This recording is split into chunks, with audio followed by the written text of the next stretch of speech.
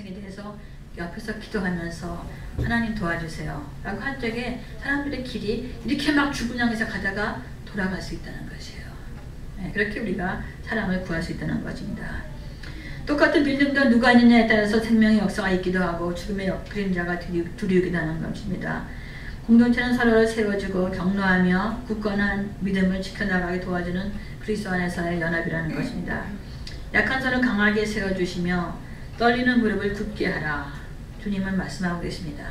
그럴 때 이 세대의 어둠의 권세자들의 괴계가 무너지고 강력한 믿음의 공동체가 세워진다는 것입니다. 겁내는 자에게 이르기를 너는 굳세게 하라. 두려워 말라. 보라 하나님이 오사 보수하시며 보복하여 주실 것이라. 그가 어서 너희를 구하시리라 하라 라고 말씀하고 계시는 것입니다. 저희 목회에서 가장 안타깝던 것은 좀 더 어렵고 힘들었던 사람들에게 큰 힘이 되어주지 못했던 것. 우리 교회에서 특별히 사람들을 이 주변에 어려운 사람들에게 큰 힘을 주지 못했던 것이 좀 많이 안타깝습니다. 좀 더 우리가 교회가 컸더라면은, 좀 더 우리 교회가 좀 활성화됐더라면은, 여기가 있었더라면 이런 것도 할 수 있고 저런 것도 할 수 있지 않을까 머릿속에 생각은 많아요. 근데 그게 진짜 이루어지지 못했다는 것이에요. 차가 없어서 고생하는 교민들이 있어요. 그런 사람들에게 그냥 달려만 가는 헌차라도 하나 살 수 있었다면 좋았을 텐데, 삶의 터전이 시원찮은 교민에게 그저 수압 밑에 테이블 하나만 장만해 줬더라도 좋았을 텐데 하는 생각들이 등등입니다. 물론 그들이 성인이라 할지라도 자신이 뭔가를 자기 힘으로 할 수 없을 적에는 옆에 사람이 도와주는 것이 그들의 삶 속에서 라이프가 이렇게 새롭게 세워질 수 있는 어떤 기폭제가 될 수 있는 것이죠. 저는 지난 금요일 밤부터 새벽까지 다른 나라에 다녀온, 어저께는 다른 나라에 갔다 온 느낌이 들었었어요. 쭉. 그래서 왜냐하면은 우리 집사님이 못 오셨는데 그 위 통증 때문에 응급실에 통증 때문에 전화가 왔어요. 목사님 제가 죽을 것 같아요. 그래. 그래서 어떻게 죽을 것 같은데 그거 뭐 드럭스가 아무거나 뭐 먹으면은 잠깐이지만 뭔가 심각하게 계속적인 병의 근원이 있잖아요. 무조건 응급실에 가서 보자.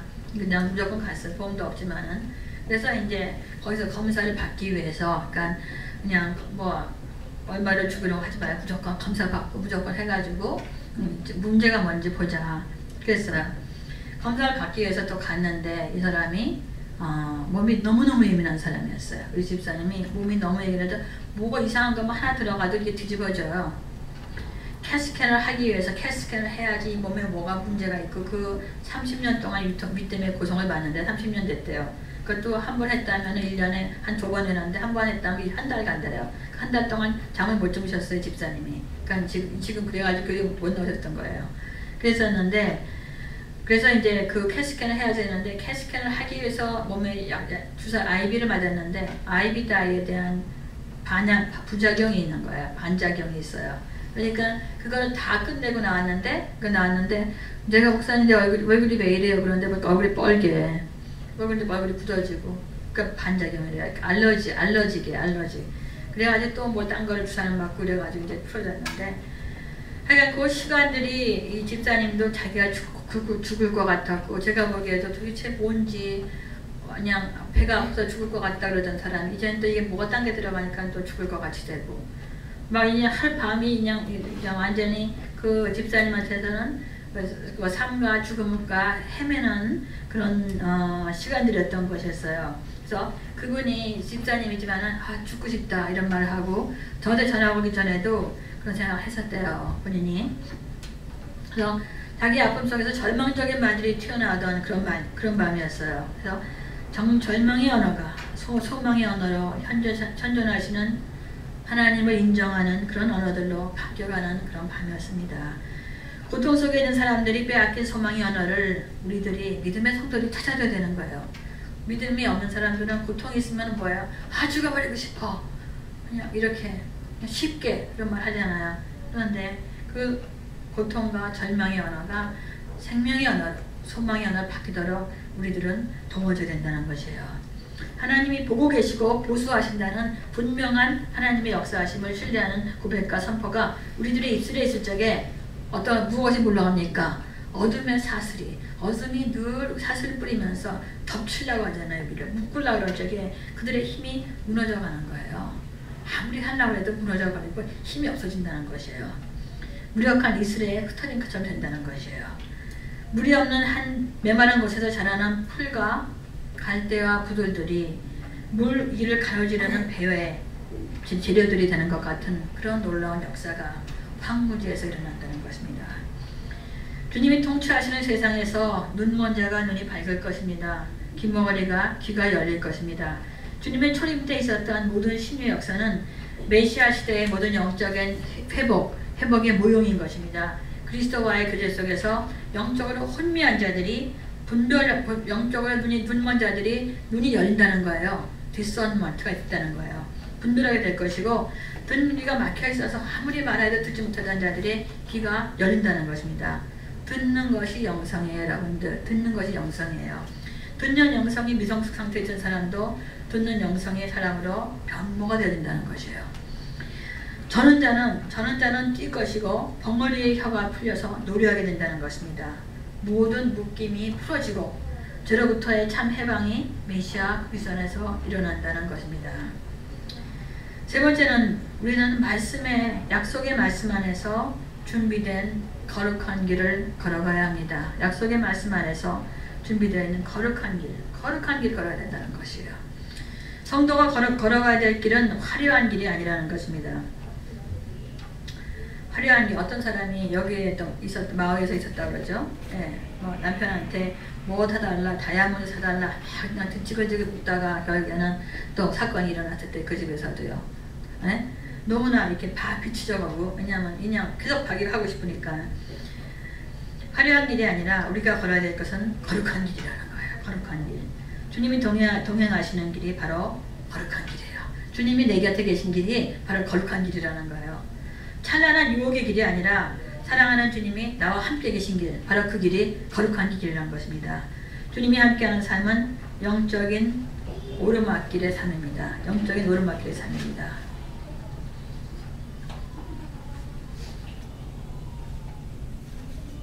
여기 카피한 게 없어졌죠? 예. 미국의 한 통나무집에 한 병약한 남자가 살았습니다. 그런데 통나무집 병약한 남자가 살았었는데 그 집 앞에 큰 바위가 있었어요. 바위가 있었는데 그 바위 때문에 집을 출입하는 것이 좀 힘들었어요. 어느 날 하나님이 꿈에 그에게 말씀하셨어요. 사랑하는 아들아, 너의 집 앞에 있는 바위를 매일 밀어라 하고 말씀하셨어요. 그래서 그때부터 그는 희망을 가지고 매일같이 그 바위를 밀었어요. 왜냐하면 그것이 집에 들어가는데 방해가 되니까는요. 8개월이 지나갔어요. 근데 점차 자신의 꿈에 대해서 회의가 생겼습니다. 이상한 생각이 들어서 바위의 위치를 자세히 측량해 보았어요. 그 결과 바위가 8개월 동안 자기가 밀었어요. 1인치도 옮겨지지 않았어요. 그런 굉장히 마음이 다운됐습니다. 실망해가지고 하나님, 실망의 모습을 있으니까 하나님이 너 무슨 문제 있냐 라고 말씀하셨어요. 그러니까 하나님 때문입니다 라고 말을 했습니다. 하나님이 왜 나 때문이냐? 하나님이 저에게 8개월 전에 이 바위 갖다가 밀으라고 했었잖아요. 내가 8개월 동안 밀었는데 1인치도 옮겨지지 않았습니다 라고 말을 했습니다. 그러니까 하나님이 이렇게 말씀하셨어요.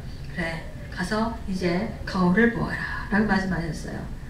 거울을 보니까는 거울 속에 비춰진 자기는 몸집이 괜찮은 남자였어요.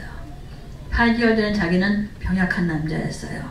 캬캬 기침만 하는 남자였는데 그거를 8개월 동안 낑낑거리고 믿다 보니까는 이제는 머슬맨이 괜찮은 남자 되어 있는 것이었어요. 생각해보니까 8개월 동안 하던 기침도 안 했던 것이 기억이 나는 거예요. 그리고 내가 항상 우울했었는데 나의 우울함이 다 사라지고 내가 기뻤던 것이 또 생각이 났던 것이에요. 바로 하나님이 말씀하셨어요. 내가 바위를 밀라고 했지 바위를 옮기라고 했니? 라고 말씀하셨어요. 바위를 옮기는 것은 표적인 것이에요. 하나님은 표적을 요구하신 것이 아니라 족족을 요구하신 거예요. 네가 걸어야 될 것을 마땅히 걸어가는 족족을 얘기해요. 매일매일 삶 속에서 성실한 족족을 요구하셨던 거지 큰 일에 어떤 뭔가가 일어날 것 눈에 팽팽 드러나는 표적을 요구하셨던 것이 아니었던 것이었어요.